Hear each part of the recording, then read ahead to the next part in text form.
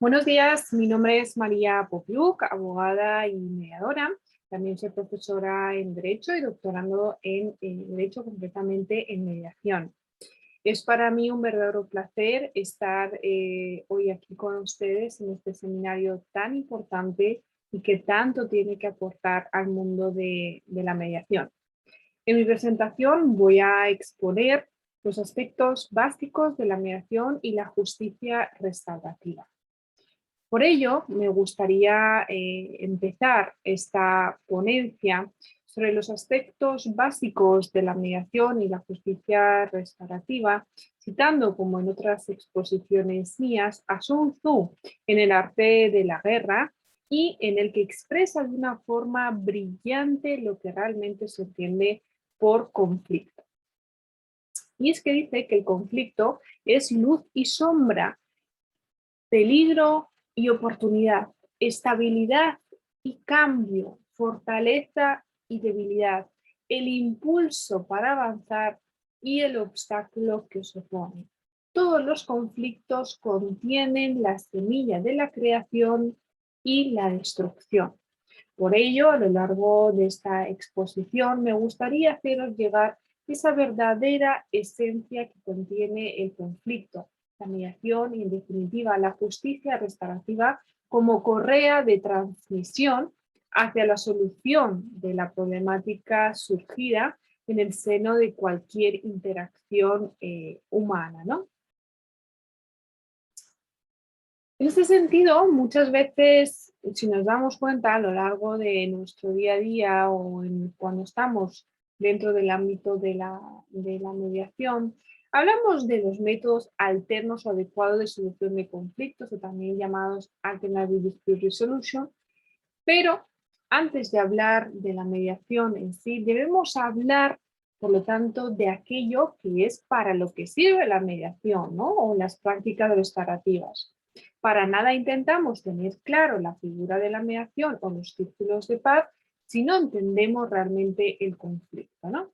Por lo tanto, desde pequeños, si nos damos cuenta, nos han enseñado que el conflicto es malo, que debemos huir del conflicto y evitarlo, y que no debemos gestionarlo sino evitarlo, ¿no?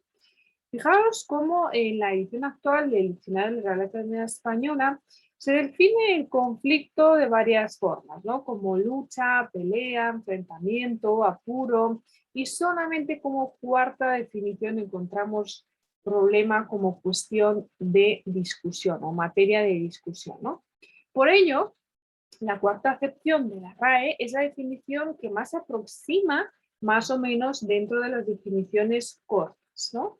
A la idea de conflicto en el ámbito de la mediación, ya que realmente en todas las relaciones del tipo que sea, imagina relaciones de pareja, relaciones familiares, relaciones sociales, laborales, en definitiva, se producen esas tensiones, ¿no? Y si esas tensiones son dominables y canalizables, entonces estamos dentro de criterios de equilibrio y normalidad. Pero en determinadas situaciones esas tensiones no son fácilmente reconducibles y nos llevan, por lo tanto, a una posición de confrontación o incluso, bueno, pues incluso de violencia verbal o hasta violencia física, ¿no? Entonces estamos realmente ante un, por así decirlo, conflicto tanto disfuncional como perverso, ¿no? El enfoque tradicional de reacción ante los conflictos disfuncionales, estos conflictos perversos de los cuales les estoy hablando, es la confrontación o la competitividad. Lo primero que nos sale de forma automática es confrontar el problema, ¿verdad? Es decir, enfrentarnos a él, darle nuestro punto de vista. No obstante, el enfoque más conveniente no es el de enfrentar y dar nuestro punto de vista de una manera confrontativa, sino desde el punto de vista de la resolución del conflicto, porque se basa en la idea de que el conflicto puede tener muchos beneficios si se maneja de forma constructiva, obviamente, ¿no? ¿Qué beneficios puede tener? Bueno, pues por ejemplo, puede tener beneficios de aprender mejores caminos para resolver problemas, ¿no? Por ejemplo, también construir mejores relaciones y más duraderas. O, por ejemplo, aprender más sobre nosotros mismos y sobre los demás.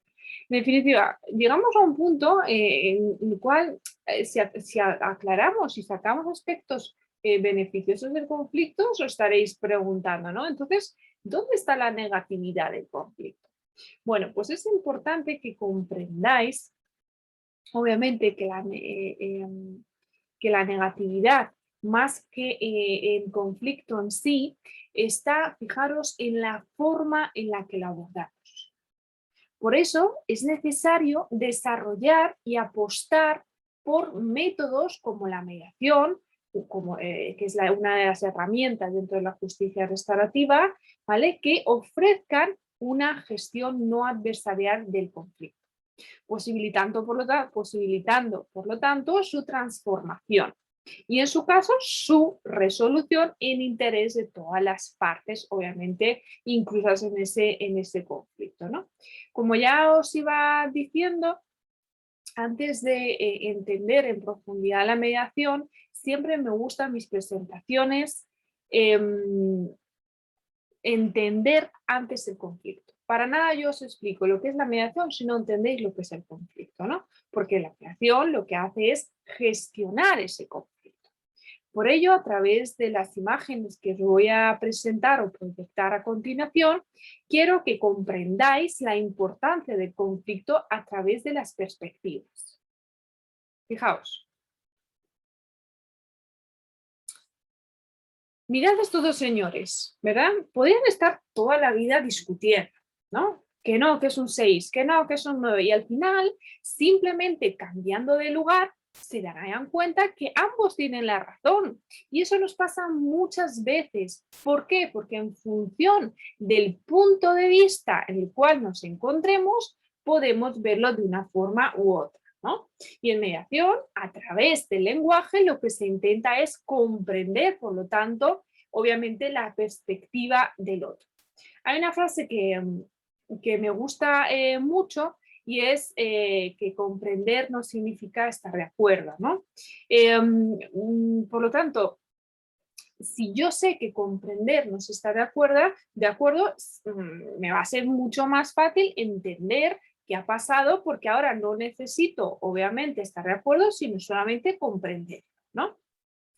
Por lo tanto, fijaos la importancia de las perspectivas, ¿no? No obstante, además de las perspectivas de lo que hemos vivido, tenemos que tener en cuenta que tenemos también detrás, en definitiva, muchas experiencias vitales, como yo llamo, muchas mochilas, muchos filtros por los cuales nosotros nos hemos constituido a lo largo de nuestra vida bajo una serie de principios, de culturas, de formas de reconocer la realidad que pueden chocar con la otra persona, ¿no? Por ello, una vez comprendido de manera rápida algunas de las muchas e importantes características del conflicto, en el que además de la perspectiva destaca, como ya hemos dicho, la importancia de la empatía, así como la comunicación o tipología de conflictos, pero obviamente que por cuestiones de tiempo no nos va a dar tiempo a profundizar, pero ahora sí vamos a dar un pasito más y adentrarnos en los distintos mecanismos adecuados de solución de conflictos existentes, por lo menos unas pinceladas generales para que os podáis ubicar, ¿no? Como puede ser dentro de estos métodos o ADR, la negociación, la mediación, la conciliación y obviamente sus diferencias y posteriormente abarcaremos ya en profundidad la justicia restaurativa. Por ello, cuando hablamos de los ADR o de los métodos adecuados de solución de conflictos, estamos hablando de métodos de resolución de conflictos distintos del proceso judicial, en que las partes en conflicto solventan su controversia dialogando casi siempre con la ayuda de una tercera parte. Para la Unión Europea, lo cierto es que estos métodos adecuados de solución de conflictos, como por ejemplo la mediación, permiten que las partes vuelvan a entablar un diálogo para encontrar una verdadera solución a su litigio mediante la negociación, por ejemplo, en vez de encerrarse, obviamente, ¿no?, en la lógica de conflicto y su confrontación, ¿no? Pero además de la negociación, tenemos la conciliación y tenemos, obviamente, la mediación. Por lo tanto, la importancia de este método es evidente, por ejemplo, en los conflictos familiares, aunque su utilidad potencial es muy amplia. No significa que la mediación esté reservada simplemente a un área en concreto, ¿no? Sino que va a depender de los tipos de litigios incluidos. Puede, obviamente, ser muy efectiva dentro del ámbito penal, que posteriormente abarcaremos un poquito más.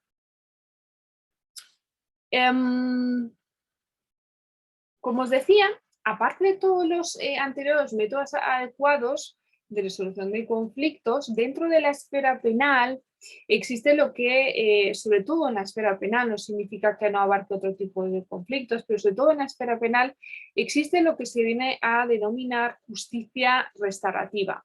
Y para empezar, me gustaría volver a citar al gran Sun Tzu, en el que nos sirve a modo de introducción en este tema tan interesante como es la mediación y la justicia restaurativa, ¿no? Y que nos dice que hay batallas que incluso habiendo ganado, fijaros, no merecen la pena por el tiempo empleado. El dinero, la energía y las relaciones dañadas para siempre. Por eso, una victoria sin combate y en colaboración es la mejor solución, obviamente, a muchos conflictos. ¿Qué pensáis? ¿Estáis de acuerdo? Yo creo que es una gran reflexión sobre lo que realmente es el núcleo de la cultura de la paz y de la resolución adecuada de los conflictos, ¿no? Bien. Una vez que esta definición nos ha dado algunas pinceladas concretas, vamos a dar un pasito más. Vamos a dar un pasito más. Y vamos a abarcar, ahora sí, a centrarnos sobre la justicia restaurativa. Si estuvierais en directo, os preguntaría, ¿qué entendéis vosotros por justicia restaurativa, ¿no? ¿A qué os suena? Bueno, lo cierto es que muchos de vosotros, pues bueno, me diríais, bueno, pues los distintos métodos o de otra forma de llegar al acuerdo, en que las partes de forma voluntaria accedan, ¿no? Pues sí, es así. No obstante, vamos a comenzar por el principio, ¿no? Pues bien, los orígenes del enfoque restaurativo, lo cierto es que no está claramente definido, pero existe un cierto consenso entre diversas fuentes en reconocerlo, fijaros, de hace más de 200 años en las prácticas ancestrales empleadas sobre todo en culturas en todo el mundo, ¿no? Desde comunidades nativas norteamericanas hasta culturas sudamericanas, africanas, hebreas, incluso árabes y muchas otras, ¿no? Ciertas comunidades ancestrales sí es cierto que aplicaban procedimientos que obligaban a reparar efectivamente el daño a quien había ofendido a alguien más de la comunidad, fuera obviamente trabajando durante un tiempo para la familia o devolviendo lo que había robado. Es decir, había un acto de reparación por el daño causado, ¿no? Por lo tanto, fijaros cómo en estos pueblos tanto la aplicación de justicia como la resolución de conflictos pues serán de interés comunitario, de forma que cuando una de las personas del grupo cometía una infracción, el orden establecido, obviamente se utilizaban las prácticas de diálogo y sanción, ofreciendo un espacio, por lo tanto, de encuentro a todas las personas relacionadas, ¿no? De esta forma, la enseñanza y tradiciones tribales sintetizan la aplicación de la justicia restaurativa, otorgándole, por lo tanto, una dimensión muy cultural, ¿no? Fijaros cómo en el contexto moderno y más formal, la justicia restaurativa se originó en la década de los años 70 como una mediación o reconciliación entre personas víctimas y agresoras. Concretamente, si no recuerdo mal, en 1974, un oficial de libertad condicional, frustrado obviamente por el usual proceso para tratar a delincuentes, decide innovar y pide a la judicatura que le autorice a mediar entre dos jóvenes delincuentes y sus víctimas. Es así como pudo organizar una reunión con todas las partes involucradas en el hecho vandálico con el objetivo de acordar una reparación. Bueno, pues fijaros cómo la respuesta positivo de las víctimas llevó a crear hasta un primer programa de reconciliación víctima-agresor, ¿no? Concretamente en Canadá.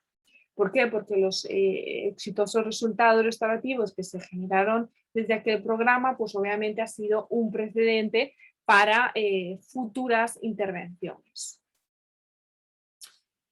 Por lo tanto, si tuviéramos que dar fijaros, que dar una definición de la justicia restaurativa, existe una multitud de definiciones, tanto como autores, ¿no? Pero realmente, si nos vamos a la esencia de la justicia restaurativa, podemos decir que es más una filosofía que un modelo en sí. Es simplemente otra manera de entender y hacer justicia. No hay una definición rígida y única, sino, como ya os digo, varias que han ido desarrollándose y afinándose en el transcurso del tiempo, ¿no? Sin embargo, en cada una de ellas, bueno, pues se ha mantenido la misma esencia, ¿no? Formulada, eso sí, de distintas maneras. Pero sí es verdad que si hay alguna definición que tengo que resaltar, es la que se ha establecido por Tony Marshall en 1999, que nos decía que era un proceso a través del cual las partes que se han visto involucradas y poseen un interés en un delito particular, resuelven de manera, digamos, colectiva la forma de lidiar con las consecuencias inmediatas de este y con repercusiones para el futuro, ¿no? Más o menos la definición decía así y establecía esa importancia de las partes en volver a la reconciliación, ¿no? Pues bien, continuando con la justicia restaurativa, vamos a abarcar vamos a profundizar, mejor dicho, un poquito más. Y vamos a ver los objetivos principales de la justicia restaurativa. Algunos de los objetivos principales, puesto que son muchos, no nos va a dar tiempo a verlos en profundidad. No obstante, de manera tangencial, podemos decir que son varios. Por un lado, asumir la responsabilidad de los hechos que dieron origen al conflicto, ¿no? Particularmente quien realizó la ofensa, así como participar en su solución y en el compromiso de no repetición de la conducta ofensiva. Esto es, fijaros, lo más básico, ¿verdad? También, ¿qué más objetivos? Bueno, pues reparar, por ejemplo, el daño a la víctima a fin de restaurar lo afectado por el ofensor o la ofensora, ¿no? Y en su caso, por ambos. Y reintegrar a la persona infractora a la sociedad a la que pertenece, fortaleciendo de esta forma la dinámica funcional de sus integrantes, ¿no? A fin de alcanzar, obviamente, el qué, pues la recomposición del tejido social, que al fin y al cabo también es de lo que se trata, ¿no?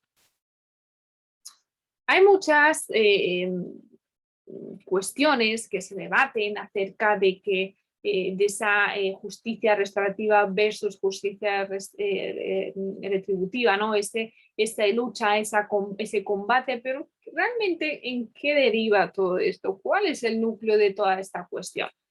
Bueno, pues cuando hablamos de la justicia retributiva, dice así, fijaros, la justicia restaurativa hace referencia a que has roto nuestras reglas y hasta que no nos pagues al recibir un castigo, no eres una persona bienvenida en nuestra comunidad.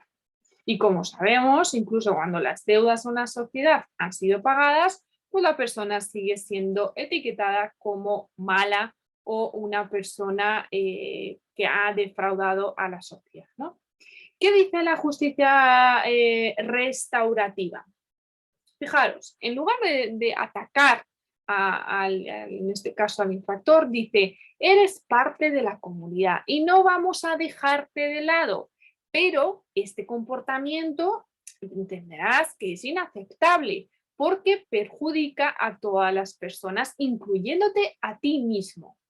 Te haremos responsable mientras tú reparas el daño y restauras los vínculos relacionales de nuestra comunidad. Fijaros que dos maneras tan distintas de llegar a la verdadera justicia y equilibrio en la misma persona, ¿no? Dentro de esta justicia restaurativa, os decía antes que estaba la mediación penal, ¿no? Si tuviéramos que abordar, digamos, los modelos más importantes de la justicia restaurativa, os lo explicaría de la siguiente manera, ¿no? Imaginaros una caja y esta caja tiene por nombre justicia restaurativa. Dentro de esta caja existen diversos tipos de herramientas. Estas herramientas son las que utilizamos para poder llegar obviamente al perdón y a la recomposición del infractor dentro de la sociedad, ¿no? Es decir, son los procedimientos, son las herramientas que utilizamos los facilitadores o los mediadores en su caso, ¿no? Y podrían ser, por ejemplo, mediación entre víctima y persona infractora, conferencias, por ejemplo, de grupos familiares o conferencias comunitarias y también, por ejemplo, sentencias de círculo. Cabe hacer bastante referencia también a la mediación penal, como os he puesto en el punto 1 y que profundizaremos un poquito más después. Si hablamos de mediación entre víctima y persona infractora, podemos decir que estos programas están diseñados obviamente para abordar las necesidades de las víctimas del delito, ¿no? Asegurándose en todo momento que las partes infractoras se hacen responsables de sus propios delitos, si no, no tendrían ninguna eficacia, ¿verdad? Por lo tanto, hay tres requisitos básicos que siempre se tienen que estar satisfechos para que pueda llevarse a cabo la mediación, ¿no? Y es que, en primer lugar, la persona infractora debe aceptar, obviamente, o negar su responsabilidad por el delito. En segundo lugar, tanto la víctima como la persona infractora deben de estar dispuestos a participar. Y en tercer lugar, la víctima tanto la víctima como la persona infractora deben considerar que es seguro participar en el proceso. Como ya os decía, también tenemos otros tipos de modelos, ¿no? Como por ejemplo las conferencias familiares o comunitarias. En este sentido, el enfoque del proceso conferencial es más amplio que los programas de mediación. ¿Por qué? Porque implica reunir a la familia, a amigos de la víctima y del delincuente y a veces también a miembros de la comunidad para que participen en un proceso facilitado, obviamente, profesionalmente, por mediadores o por facilitadores para identificar resultados deseables por las partes, ¿no? Abordar también, obviamente, a lo largo de estos círculos las consecuencias del delito y explorar pues, maneras de prevenir el comportamiento, ¿no? Esto es obvio. El propósito también de una conferencia, por ejemplo, de grupo familiar, es confrontar al delincuente con las consecuencias del delito, ¿no? Es desarrollar también un plan reparador y en casos más serios, como por ejemplo ocurre si no me equivoco, en Nueva Zelanda, es determinar la necesidad de supervisión más restrictiva o de custodia, ¿no? En Australia y en los Estados Unidos, por ejemplo, los oficiales de policía generalmente sirven como guardianes de celda principalmente, mientras que en Sudáfrica son como los fiscales, ¿no? Por lo tanto, fijaros cómo en cada país pues difiere de su contenido. Pero la esencia sigue siendo la misma. Y por último tendríamos las sentencias en círculo, que básicamente se usan en muchas comunidades de aborígenes en Canadá. Y en las sentencias de círculo lo que ocurre es que todos los participantes, incluyendo el juez, el consejero, la defensa, el fiscal, el oficial de la policía, la víctima, obviamente, el delincuente y sus respectivas familias, pues se sientan frente a todos los demás en un círculo. ¿Y qué ocurre? Que las sentencias en círculo están generalmente disponibles solamente para aquellos delincuentes que se declaran culpables. Las discusiones que se realizan dentro del círculo están diseñadas obviamente para llegar a un consenso sobre la mejor manera de resolver el conflicto y por lo tanto de disponer de las víctimas y rehabilitarlas, ¿no? En caso que sea necesario, ¿no? Y obviamente también determinar el castigo del delincuente. Este proceso de sentencias en círculo normalmente se lleva a cabo dentro de los procesos de justicia penal e incluye a profesionales de la justicia y apoya obviamente al proceso de sentencia. Por lo que respecta, antes hemos hablado un poquito, unas pinceladas sobre la mediación, pero vamos a abarcar un poquito más la mediación penal en concreto, ¿no? Lo cierto es que este tipo de mediación tiene múltiples dificultades para su aplicación debido a las limitaciones legales basadas en los principios de que el Estado pues, es el titular de la acción penal, ¿no? También en el principio de legalidad, en la igualdad ante la ley. No obstante, fijaros cómo ya en 1999 el Consejo de Europa, por medio de su Comité de Ministros, dictó una recomendación, que es la recomendación 99, por la cual recomendaba a los Estados miembros la mediación penal con mayores. Asimismo, la Comisión Europea para la, obviamente, eficacia de la justicia del Consejo de Europa, pues emitió en diciembre de 2007 una guía para la mejor implementación de las recomendaciones existentes relacionadas con la mediación en materia penal. Vale aquí reiterar lo dicho anteriormente en cuanto que la aplicación de la mediación en este campo pues implica realmente un cambio cultural, social y legal que obviamente muchos ya han adoptado, ¿no? Pero que a veces pues todavía falta un poquito más por regular, digamos, esta concepción en general de la justicia restaurativa, concretamente la mediación penal. En el ámbito de la justicia de adultos en España, concretamente, la mediación se ha ido incluyendo tras la aprobación de la Ley 4/2015 del Estatuto de la Víctima del Delito. ¿Dentro de qué? Dentro de los servicios de justicia restaurativa, existiendo ya desde hace unos años pues algunos distintos programas piloto.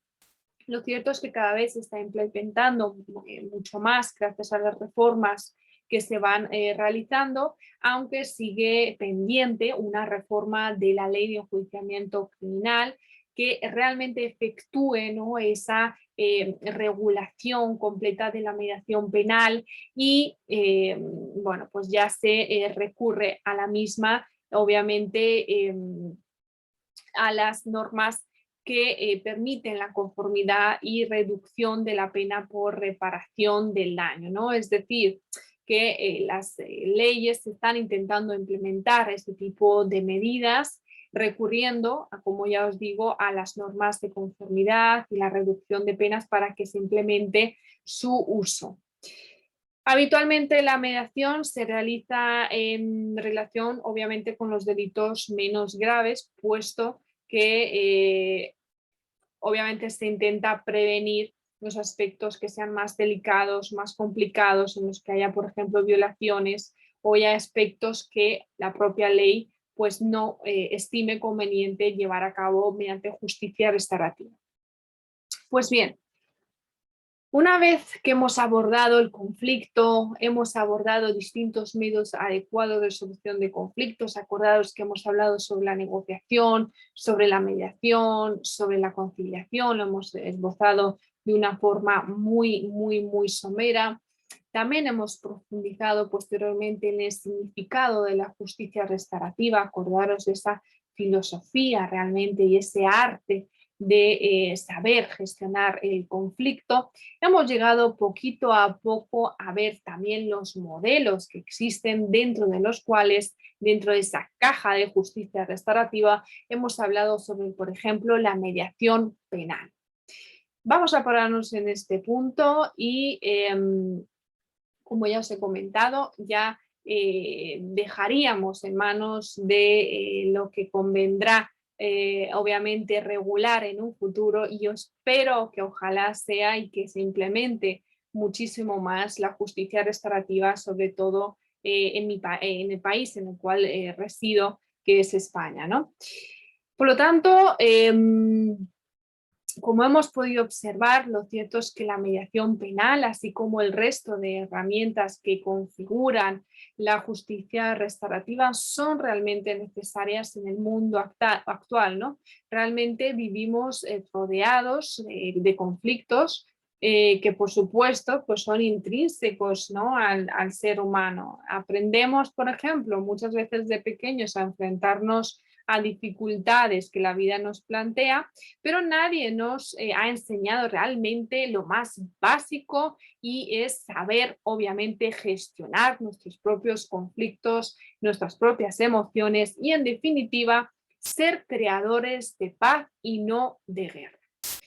Termino esta presentación con esta interesante frase, con base en la cual os invito a reflexionar más acerca de ello y a seguir cultivando la cultura de la mediación, obviamente, en vuestras vidas y en vuestro día a día.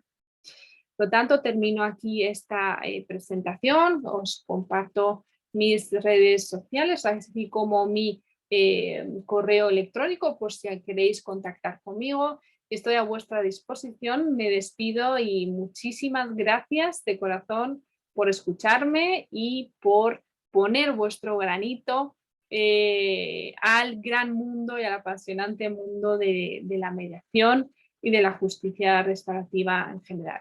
Muchísimas gracias.